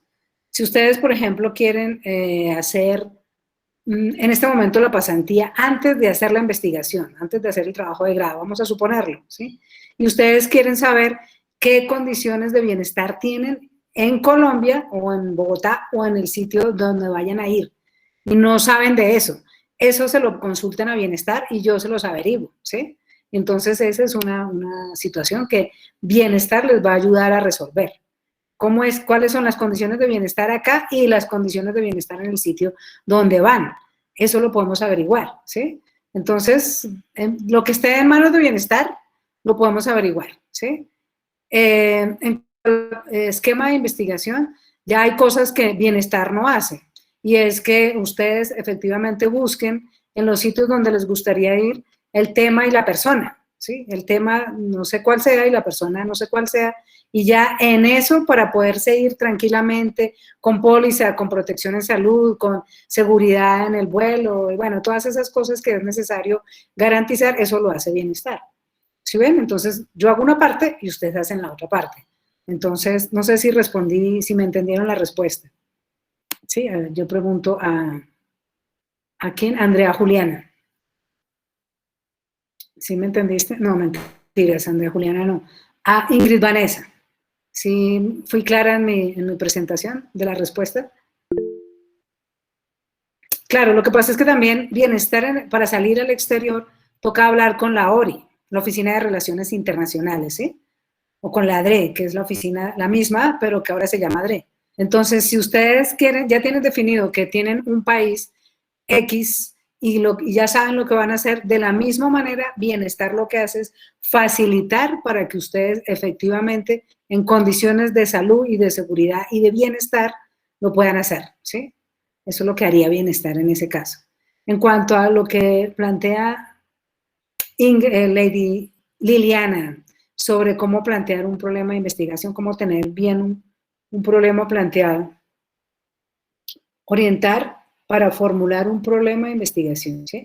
Sí, bueno, entonces, pues ese es todo un tema gigantesco, gigantesco. Creo que es una clase completa. Yo no preferiría no decir muchas cosas técnicas en cuanto a eso. Solamente diría que cuando la persona siente, la persona que está haciendo la investigación, ¿sí? Siente que tiene todo lo que uno debe saber del tema. Claro, cuando tiene todas las aristas claras, ¿sí? Vamos a poner un ejemplo, los antecedentes del problema, lo que se sabe del tema en este momento, lo que las personas más expertas saben del tema, lo que en el país donde más se sabe del tema, lo que esos investigadores que están en ese país o en esa región que más saben del tema, si la persona que está haciendo la investigación y está empezando a plantear el problema y sabe muy bien ese adelanto, lo que llamamos el estado del arte, ¿sí? El estado del arte del tema en el que uno está, y luego con el estado del arte que uno tiene súper claro, dónde está la claridad y qué hace falta tener claro de ese problema que a uno le interesa, en ese momento uno se está aproximando al problema, ¿sí? Uno está cerquita de encontrar el problema, ¿sí? Y entonces ya cuando uno tiene el estado del arte claro, por eso las revisiones sistemáticas son tan interesantes, porque con la revisión sistemática le dicen a uno, miren, todas las publicaciones dicen esto del tema, pero no se ha dicho aquello. Entonces esas revisiones sistemáticas son muy, muy útiles, ¿sí? Por eso son tan importantes, porque hacen la vez de un estado del arte, ¿sí? Pero la revisión sistemática es insuficiente. Entonces, para uno acercarse a un problema de investigación bien hechecito es tener la revisión sistemática leidita, ¿sí? Bien hechecita, por un lado, y por el otro lado, una vez ustedes lean esa revisión sistemática, que ustedes digan, ah, pero tal cosa, y eso no se lo resuelva. Esa revisión sistemática es porque ustedes ya tienen claro, mucho más claro, lo que quieren, ¿sí? Y ahí, en ese momento, ustedes pueden plantear que eso que quieren es justamente lo que se va a convertir en el problema de investigación. ¿Sí me explico? Entonces es pues una revisión sistemática, si se puede, si la hay, si no la hay, acercarse a esa, y además una revisión del tema, que no necesariamente es bibliográfica, no necesariamente, sino que puede ser con las comunidades, con las personas que están enfrentando esa situación, y las dos junticas, esas dos la ponen en una licuadora, perdónenme la metáfora, y lo que salga de esa licuadora al juntar revisión sistemática más revisión temática, eso les ayuda a dar el problema, ¿sí, Liliana? Discúlpame que lo haga de esa manera, ¿sí? Pero es que es más o menos eso, es decir, saber muy bien de qué se está hablando, y en eso de que se está hablando, qué hace falta, que a ustedes les interese, ¿sí? Y ahí está entonces claramente planteado el problema, ¿sí? Eso. ¿Cómo empieza uno a meterse por ahí? Teniendo claro que es lo que uno quiere investigar, lo que decía Laura en un principio, ¿sí? Laura Valentina. ¿Qué es lo que uno quiere investigar? Si lo tienen claro, listo, entonces se van para allá, en eso buscan lo que hay sobre el tema y ahí ustedes empiezan a mirar varios puntos de vista y definen qué es lo que ustedes creen que hace falta en eso que están revisando y ahí pueden definir el problema. Es una cosa difícil de responder así. No sé si fui clara, tal vez lo que hice fue enredarlos más. No sé, Lady Liliana, no sé si fui clara. Creo que tal vez no. Bueno, entonces, sí. Andrea Juliana Guzmán dice que hacer investigación para hacer un intercambio académico internacional, no es obligatorio. No, no es obligatorio hacer investigación para hacer un intercambio académico. No, señora, no. Pero es una buena vía, es una buena ruta. ¿Por qué? Lo que pasa es que si ustedes, a ver, me voy a explicar un poquito. Si ustedes salen con una propuesta de investigación en donde ustedes tengan un punto de vista sobre algo, es distinto que si ustedes salen a otro país a aprender algo de alguien. ¿Por qué? Porque ustedes van a estar subalternos, van a estar supeditados a lo que esa persona en el otro país les va a enseñar. Mientras que si es en investigación va a ser de tú a tú, ¿sí? Las relaciones de poder se hacen un poco más horizontales, ¿sí? Entonces ahí va a ser mucho más favorable salir del país con esa propuesta de investigación donde ustedes digan, yo quiero investigar esto porque yo sé esto y sé que usted me va a enseñar aquello. Entonces vamos a compartir lo que yo sé y lo que usted sabe. Si ven, ahí hay algo que es un poquito más equitativo. Que si bien ustedes van a otro país y le dicen, enséñeme porque yo no sé esto. ¿Sí me entienden? Entonces en una experiencia de investigación es mucho más fácil salir así. Pero pues no siempre tienen que hacer investigación para salir, ¿no? Para nada. Porque pueden hacer una pasantía, pueden ir a una empresa a conocer de qué se trata la empresa, una industria, pueden hacer bueno, en fin, muchas maneras de hacer intercambios académicos. ¿Eh? Pueden hacer una materia en otro lugar, pueden encontrarse con una comunidad en otro lugar, bueno, en fin, muchas posibilidades. ¿Sí? No sé si haya otra pregunta que no haya respondido. Pues en el chat creo que ya no hay más, pero pues nosotros sí tenemos unas que nos faltan.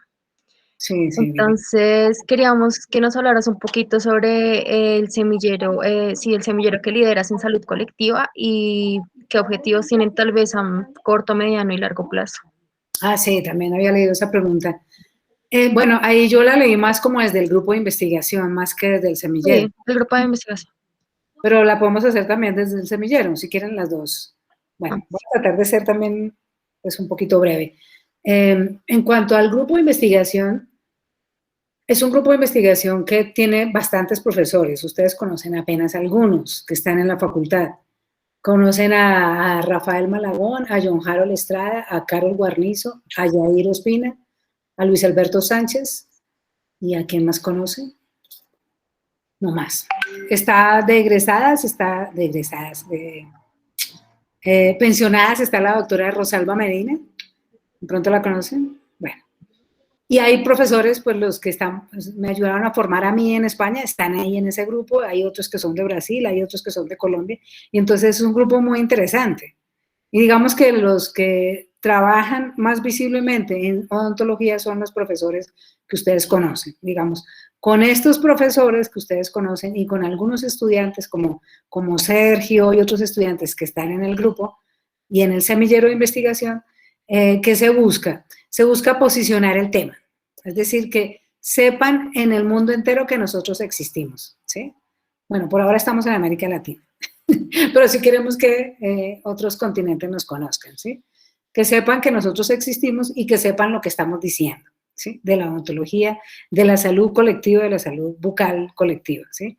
Esa meta ya la hemos cumplido en un 80% en América Latina, ¿sí? Lo que nos falta es muy poquito. Eso se ayuda con el grupo de salud colectiva, con la red de salud bucal colectiva. Digamos que posicionarnos y que nos conozcan se ha avanzado muchísimo. La manera de hacerlo ha sido con el semillero y con el grupo de investigación. ¿Cómo con el semillero? Por ejemplo, si ustedes, lo que estábamos hablando ahora, se inscriben para un congreso de ALAMES, de la Asociación Latinoamericana de Medicina Social, ¿sí? Se inscriben con alguno de los profesores de salud colectiva de este grupo.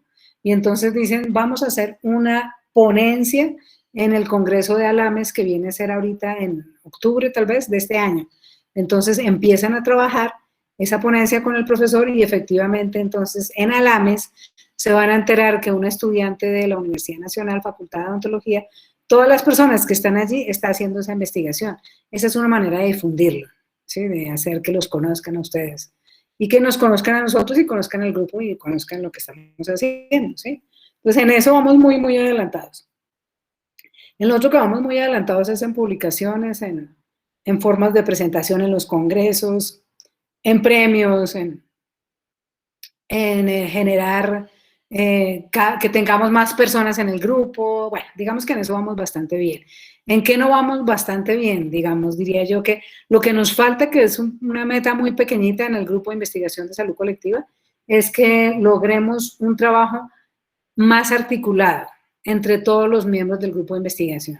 ¿Sí? Esa partecita nos falta, porque allí somos muy autónomos cada uno. Entonces, cada uno trabaja una línea de investigación, cada profesor, pero sería muy interesante articular un poco más las líneas de todos los profesores. Eso sería muy chévere. En eso estamos trabajando. Vamos lento, pero seguro. En cuanto al semillero, cada uno tiene semillero. Esa es una ventaja y una desventaja.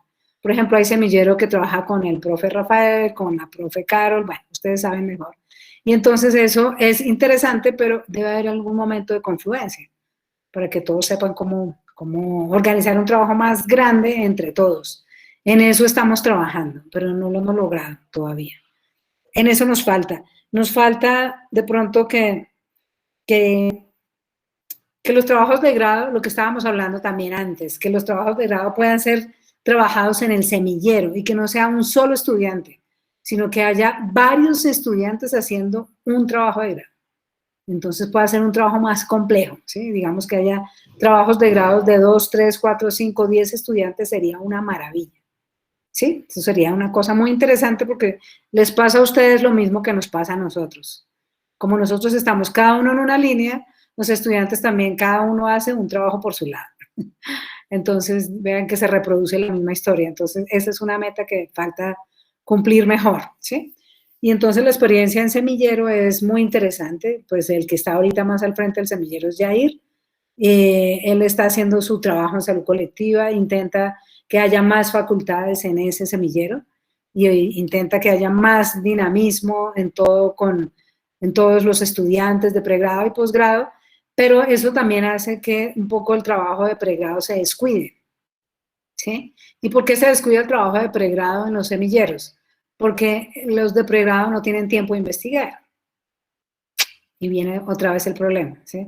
Entonces, en los semilleros, los que más provecho sacan del semillero son los estudiantes de posgrado, ¿sí? Porque tienen una investigación y porque esa investigación la ponen en el semillero, ¿sí? Entonces, en odontología, a diferencia de fisioterapia, a diferencia de otras carreras, otras facultades siempre tienen más tiempo para investigar. En odontología no. Siempre el estudiante tiene menos tiempo para investigar, entonces ahí termina siendo una desventaja gigantesca, ¿sí? Muy, muy grande, porque entonces en el semillero pues hay muchos profesores de nuestra facultad, pero hay más estudiantes de otras facultades. ¿Sí ven? Entonces ahí pues ganan más los estudiantes de otras facultades. Yo por lo menos en este momento tengo mucho más estudiantes de otras facultades que de la misma facultad en tesis de pregrado, de maestría y de doctorado. Porque no, la maestría y el doctorado, pues no tenemos doctorado. Entonces ese es un inconveniente fuerte, ¿sí lo ven? Entonces, bueno, pues nos toca resolverlo entre todos. Ustedes tratar de generar tesis o trabajos de grado más en grupo y nosotros trabajar más en grupo. De lado y lado. Eso. Listo, doctora. Entonces, por último y para terminar, te queríamos preguntar, ¿qué le dirías a las nuevas generaciones para que se interesen más en la investigación? Yo les diría que la única salida para lograr que lo que ustedes quieren, lo que están soñando hacer como mujeres, hombres, como odontólogos o odontólogas, como personas, la única salida es la investigación, yo creo. Es la única salida, ¿sí? ¿Por qué digo que la única? Porque ustedes pueden hacer las clases y recibir la docencia, ¿sí? Y pueden recibir todo lo otro que les ofrece la facultad. La práctica comunitaria también la pueden hacer y es necesario que la hagan. Pero la manera como ustedes realmente logran una identidad propia en términos profesionales, creando o construyendo conocimiento o aprendiendo del conocimiento es con la investigación. Entonces, sí los animo a que pongan su sello en la profesión mediante la investigación, ¿sí? Les animo a que lo empiecen más rápido, les animo a que empiecen en el área en que les guste, Les animo a que busquen el profesor, la profesora que sea, en el lugar que sea para hacerlo. Les animo a que empiecen y mientras más rápido, aunque caigan y aprendan con experiencias que no sean positivas, algunas veces hay que hacerlo, hay que aprender también de esa manera. Les animo a que exploren experiencias de otros estudiantes a ver cómo les ha ido, lo que están haciendo en el semillero, ¿sí? Les animo también a que hagan este tipo de reuniones con muchos profesores que tengan otras experiencias en investigación. Digamos que la mía es una, pero pues cada uno tiene su experiencia, ¿sí? Les animo a que hagan experiencias en otros idiomas, ¿sí? Que inviten aquí profesores que no son de la facultad, que sienten en esta mesa a profesores de otras facultades, en otros idiomas, en francés, en portugués, en otro idioma, ojalá aborigen. Eso sería interesantísimo, ¿sí? Que vean cómo ellos piensan en otros dialectos, sería muy interesante. Es decir, no solamente los que ustedes conocen. Yo para ustedes soy muy conocida. Soy de la casa. Entonces, más bien, si ustedes conocen a otras personas bien extrañas, bien distintas, y les hacen todas estas preguntas, ahí va a haber un intercambio muy interesante, ¿sí? Eso, yo diría que los invitaría a todo ese tipo de experiencias novedosas y de intercambio. Y agradecerles, pues, imagínense, 2 horas, sí, 2 horas aquí escuchando, pues, no, al contrario, agradecerles a ustedes y más bien preguntarles ahora a ustedes, si me dan permiso, ¿qué les queda de todo esto? Pues, profe, bastantes cosas. Bueno, primero también agradecerte a ti por tu tiempo, por las anécdotas, por los tips, por todo. Y que nos queda, bueno, yo creo que algo súper clave, que pues fue precisamente lo que yo dije al principio, lo de pues realmente tener claro el tema de investigación que queremos y pues una vez lo tengamos claro, asimismo luchar pues por ese tema, ¿no? Y como lo acabaste de decir también pues con el doctor que queramos y en el lugar que sea. Sí, Creo que eso es algo importante. sí, hay que leer más. Sí, de acuerdo, hay que leer más. Y creo que algo que también nos han como dicho bastante es lo del idioma, ¿no? También como tener bases en inglés, como es importante. Sí, yo también creo que nos queda lo que nos dijiste al principio, ser un poco tercos en cuanto al tema, que puede que no nos salga la primera, que vamos a tener problemas, pero siempre pues tener ese enfoque claro de lo que queremos hacer y lograrlo, tener la perseverancia para lograrlo. De acuerdo. Y de pronto no solamente el inglés, ¿no? Por ejemplo, el portugués es un idioma maravilloso. Sobre todo como en salud colectiva y eso, ¿no? Sí, también. Eh, sí. También, pero por ejemplo, la samba, todo lo que uno aprende de la cultura portuguesa, que no solamente está en la salud colectiva, es muy interesante hacerlo desde un idioma que no es el inglés, aunque es el hegemónico, ¿cierto? Pero bueno, eso es para otra discusión. Creo que alguien está, ay, Sergio está levantando la mano. Dale, Sergio. No, gracias al semillero, pues por el espacio. Creo que es un espacio muy importante, pues que nos ayuda a todos más que toda la motivación. Y creo que, pues cuando empezamos también el proyecto del semillero Alfa Omega, queríamos eso, motivar. Y creo que estos espacios ayudan a motivar a todos y a motivarlos desde semestres, desde los primeros semestres, que es algo que siempre hemos querido en la facultad, porque muchos de nosotros pues ya llegamos a empezar a hablar de investigación en semestres altos y creo que es muy importante y creo que es uno de los mensajes de que la investigación se puede ir construyendo desde los primeros semestres. Yo creo que el otro mensaje importante y creo que le agradezco a la doctora es ser críticos en lo que estamos haciendo, en cómo nos estamos formando, en lo que estamos aprendiendo. Creo que todos los días eso es muy importante, ser críticos en cuál es la aplicación de lo que estamos investigando, de cómo estamos haciendo las cosas, de cómo nos estamos formando y el modelo en que estamos formándonos en odontología. Creo que es muy importante y creo que pues lo único que nos deja y pues muchas cosas hacia el futuro.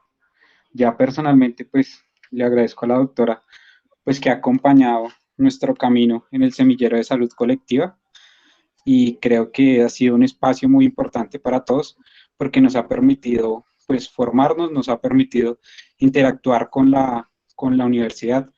Creo que esa es una de las grandes falencias que tenemos como facultad, que tenemos una universidad inmensa, llena de profesiones, y nunca nos integramos con ninguna. Siempre estamos solos en odontología, solo un poco en las selectivas, y creo que no hacemos ningún trabajo que sea como conjunto entre facultades, y hay un montón de potencialidades en la universidad y nos las perdemos. Entonces creo que es algo que le queda también pues a todos los que están acá, que van a ser el futuro pues también de la facultad, que miren la potencialidad de la universidad en la formación de sus estudiantes, que miren la potencialidad también de los espacios de interacción comunitaria, que creo que son espacios que muchas veces pues son muy cortos en la facultad, y cada vez creo que pues han ido acortándose un poco más.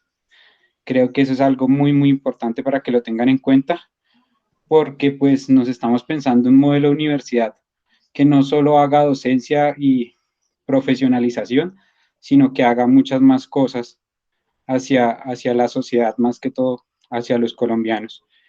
Y pues no, creo que nos quedan muchos retos para nosotros de seguir reflexionando, de seguir pensando qué estamos haciendo, y pues creo que eso es como de lo que más nos ha aportado pues toda la charla de la doctora, y en general todo el recorrido que hemos podido llevar alrededor de esto. Entonces, pues no, muchas gracias, doctora, y gracias al Semillero nuevamente.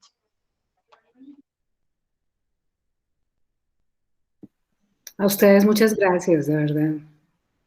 Estoy leyendo a Ingrid Vanessa, personas ahí.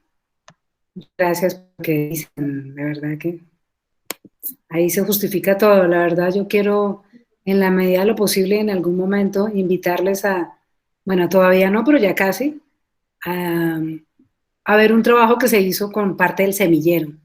¿Sí? Allí estuvo Santiago. De las personas que conozco, Santiago estuvo en ese trabajo, las personas que conozco que están acá.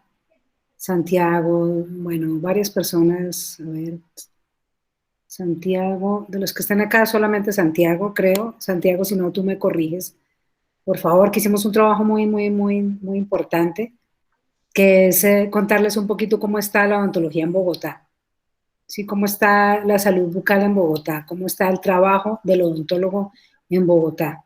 Y ese trabajo se hizo muy bien porque hubo un trabajo de campo absolutamente maravilloso que hicieron los estudiantes. Justamente Santiago, por ejemplo, hizo 2 localidades gigantescas, se las caminó, se las recorrió, y gracias al trabajo de él y otros estudiantes más, sabemos muy bien cómo están, cuántos odontólogos hay, dónde están, qué están haciendo, cuánto están ganando, etcétera. ¿Sí? Entonces, les invitaré en algún momento para presentarles ese trabajo, porque el público más importante para nosotros del resultado de ese trabajo son ustedes, para que sepan cómo está la situación y qué hacer y qué no hacer también. Entonces, dentro de poco lo vamos a terminar, ya casi, y bueno, ojalá se los podamos presentar en un escenario como este. Les contaremos para ver cómo es mejor para ustedes. Bueno, profe, entonces muchas gracias una vez más, y también gracias a todos los que estuvieron presentes. Los invitamos a que sigan participando de las actividades del semillero. Pronto les estaremos contando más, y para que no se pierdan de estas, no olviden seguirnos en nuestras redes sociales, sobre todo en Instagram, @semilleroalfaomega. Gracias. Muchas gracias a ustedes, que descansen. Gracias, profe. Gracias, doctora. Gracias, gracias, doctora. Les vaya bien, lo que necesiten en bienestar, ahí Muchas está. gracias, doctora. Gracias, Bueno, doctora. gracias. Que descansen, que les vaya muy bien con todo. Igual. Igualmente. Gracias a todos igualmente. Chao.